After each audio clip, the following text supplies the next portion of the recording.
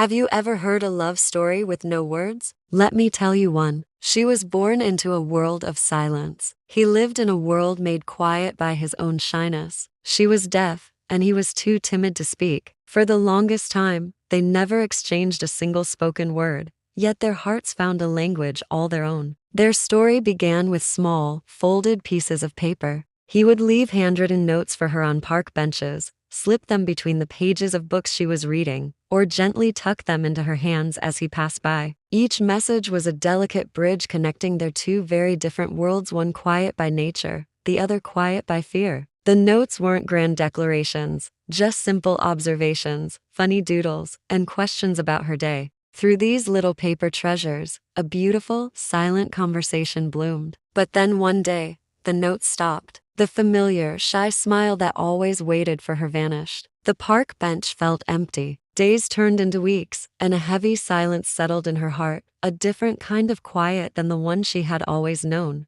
She worried something had happened, that his fear had finally won, and that their fragile bridge had collapsed. Just as despair started to creep in, he reappeared. He looked different, more confident, but still with that familiar nervousness in his eyes. He approached her, but this time, he didn't have a piece of paper in his hand. Instead, he slowly, carefully, lifted his hands. With movements that were both hesitant and full of purpose, he began to sign. The words he had been too shy to ever say aloud, the words he had poured his heart into learning just for her, flowed from his fingers. I have missed you.